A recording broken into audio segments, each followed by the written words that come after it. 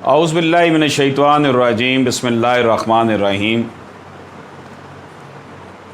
آج ہم بات کریں گے جو فرینچ کے ایمبیسڈر کے حوالے سے صورتحال بنی اور ایک آرگنائزیشن کے ساتھ حکومت نے ایک معاہدہ کیا تھا اور حکومت خود ہی اس سے ڈیویٹ کر گئی، اس کے امیر کو گرفتار کر لیا، بلکہ اس کے ساتھ ساتھ اس تنظیم کو ہی بین کر دیا۔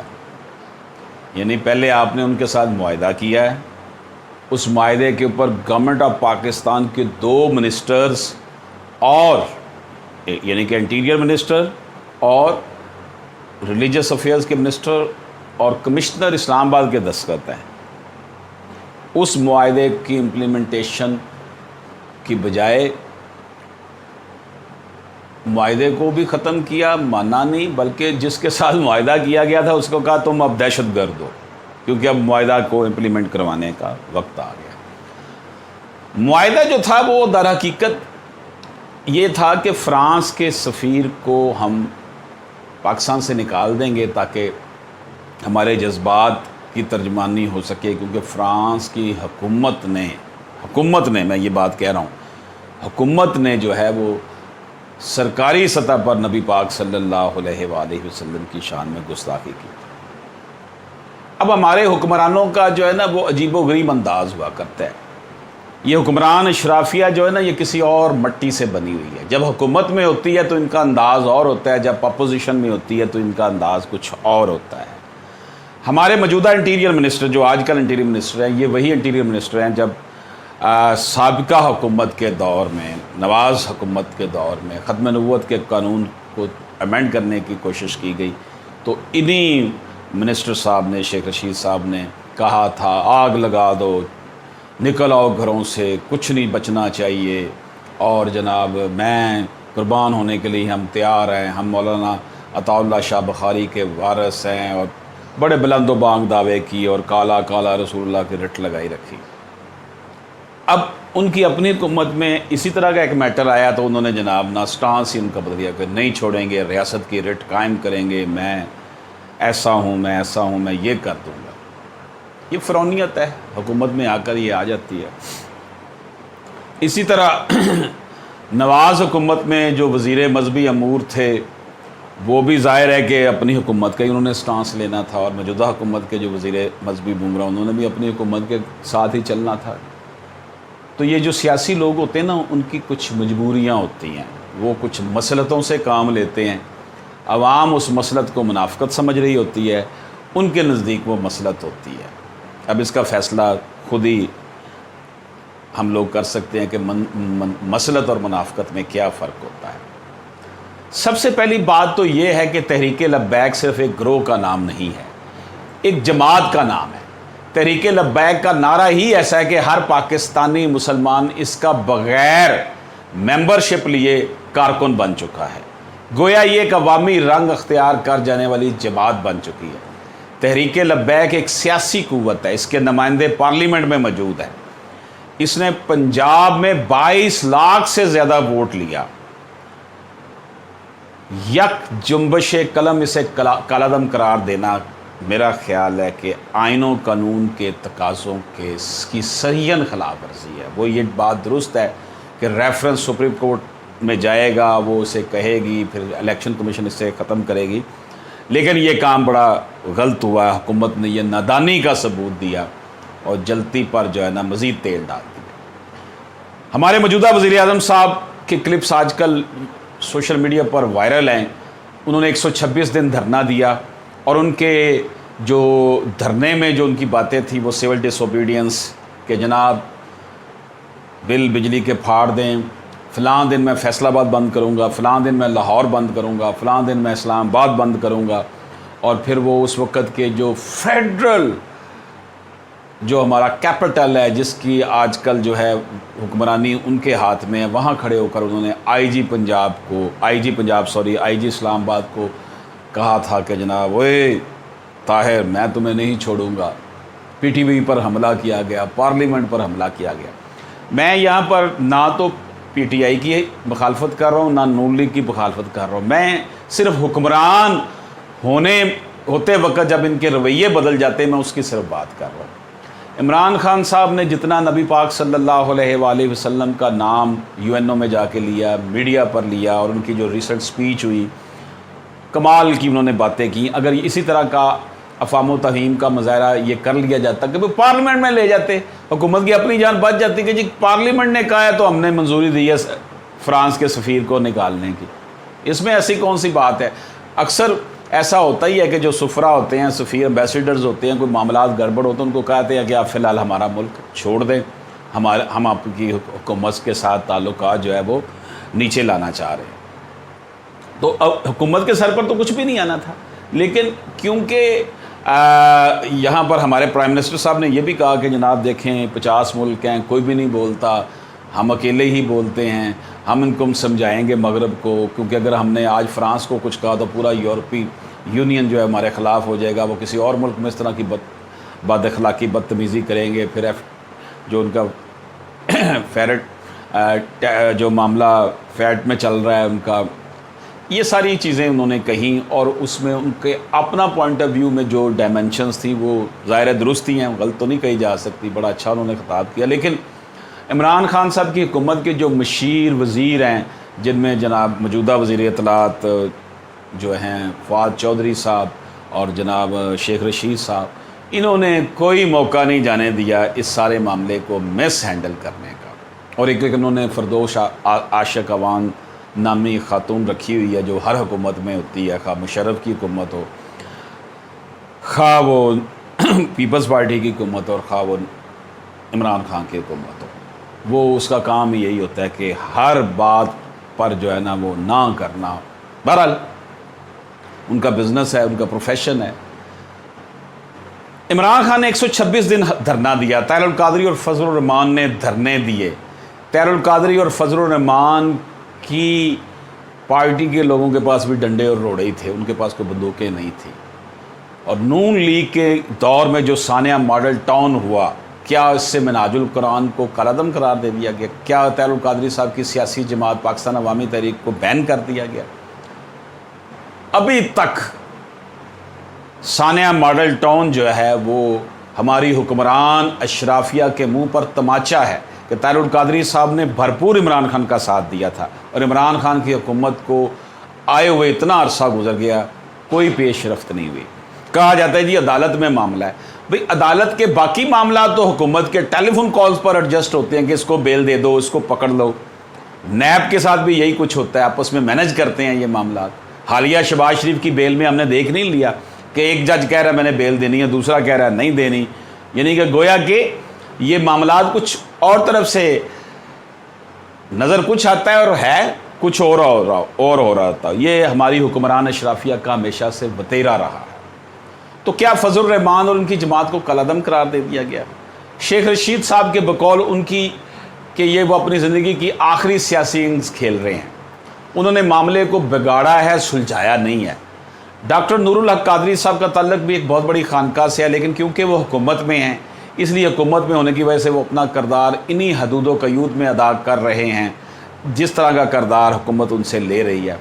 پاکستان جیسے ملک میں جہاں عوام عشق رسول کے حوالے سے بہت زیادہ حساس ہیں، ماضی میں ختم نبوت کی تحریکوں میں یہ سب کچھ ثابت ہو چکا ہے، لیکن پھر بھی ہر دور کے حکمران اپنی حکومت کی طاقت کے زور پر غلط فیصلے کرتے ہیں۔ ایسا اس لیے ہوتا ہے کہ حکمرانوں کو سب اچھا ہے سننے کی عادت پڑ جاتی ہے، اور یوں ان کے وزیر مشیر پھر آگ سے کھیلتے ہیں۔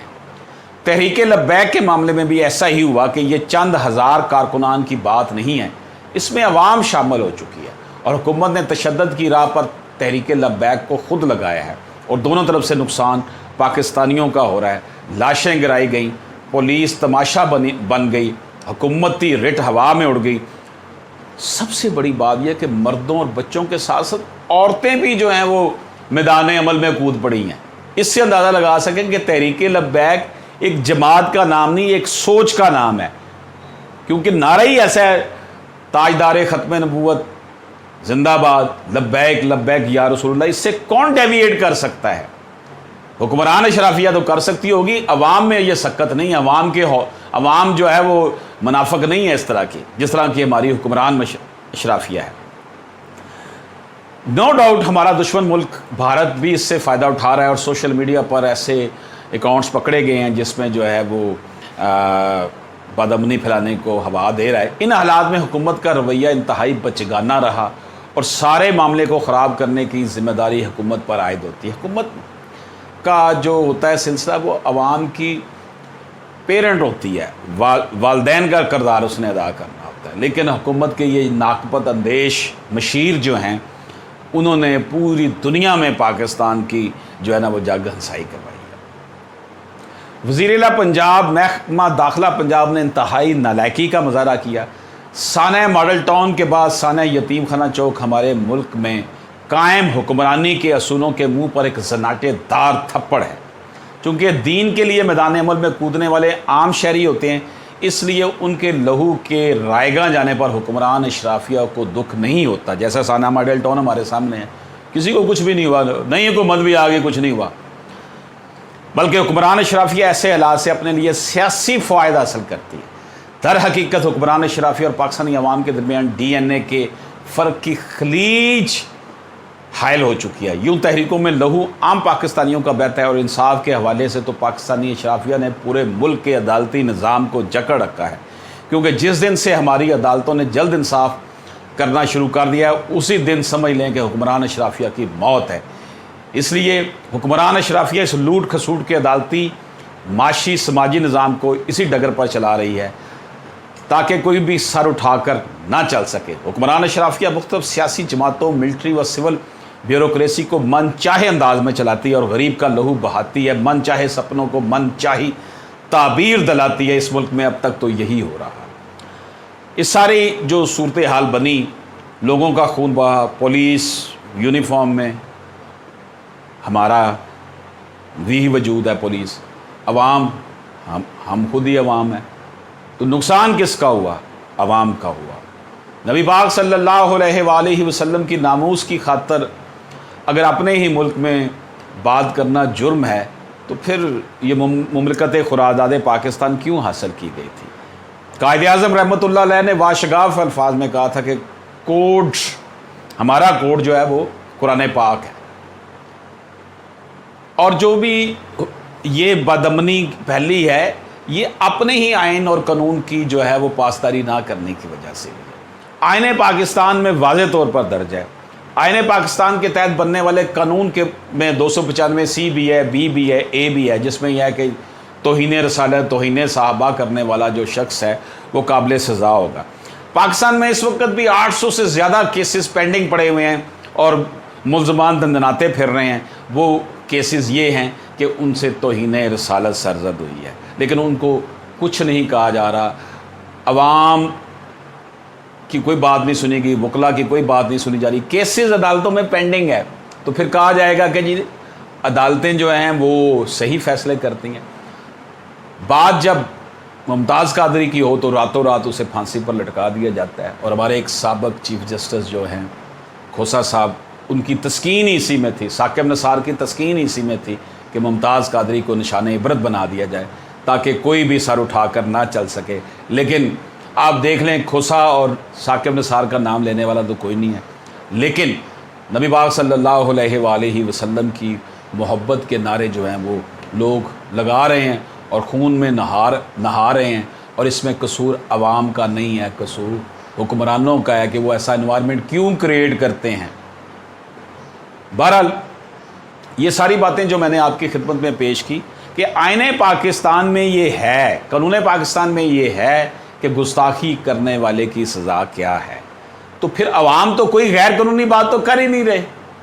अब बैनुल-अक़वामी सतह पर कानून साजी के लिए हुकूमत को चाहिए कि अपने वफ्द भेजे। अब जैसे ही इमरान खान साहब ने इक़्तिदार संभाला था तो उन्होंने कहा था कि हम बैनुल-अक़वामी कानून साजी मुक़द्दस हस्तियों के एहतराम के लिए बनवाएंगे, लेकिन वो सिर्फ एक जो है नारा ही साबित हुआ।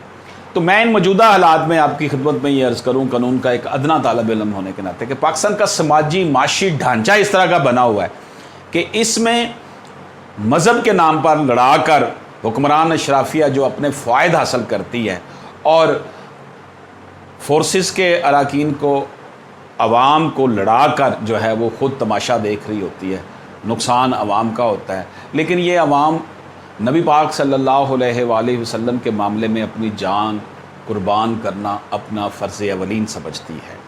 اس لیے کبھی جو تیرے دل سے جمال مصطفیٰ گیا، خدا گواہ ہاتھ سے تیرا خدا گیا، محبتوں کی بزم میں محبتوں کی بات کر، تو شہد شہد حلاوتوں کی بات کر، یہ ابو جہل کی کون تجھے حرکتیں سکھا گیا، کبھی جو تیرے دل سے جمال مصطفیٰ گیا، خدا گواہ ہاتھ سے تیرا خدا گیا۔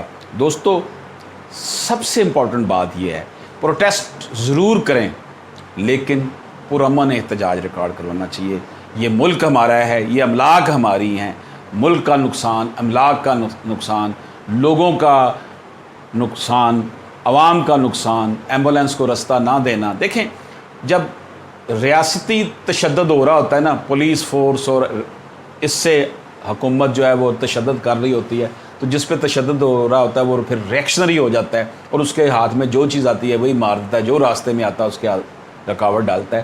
اصل معاملہ سب کچھ قصور حکومت کا ہے، لیکن عوام کو بھی چاہیے کہ اس معاملے میں ہوش اختیار کرے کہ ہمارا دشمن جو ہے ہمیں لڑا کر اپنے مقاصد حاصل کر رہا ہے۔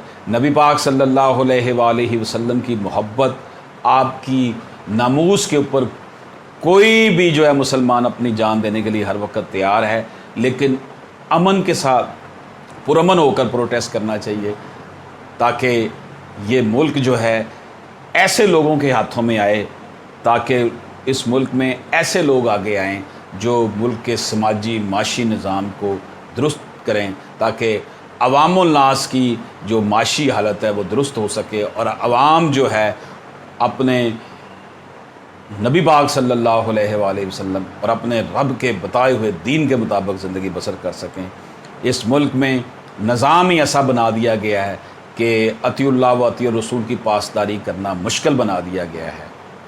شاخ تمنا ہری ہے جلی تو نہیں، عشق کی آگ بڑی ہے بجھی تو نہیں۔ اللہ پاک ہمارے ملک پر رحم فرمائے، ہم سب لوگوں کو اس ملک میں امن و امان قائم کرنے کی ہمت عطا فرمائے، اور نبی پاک صلی اللہ علیہ وآلہ وسلم کی محبت کے لیے اپنا سب کچھ قربان کرنے کی جو ہے اللہ پاک ہمیں ہمت عطا فرمائے۔ اللہ حافظ۔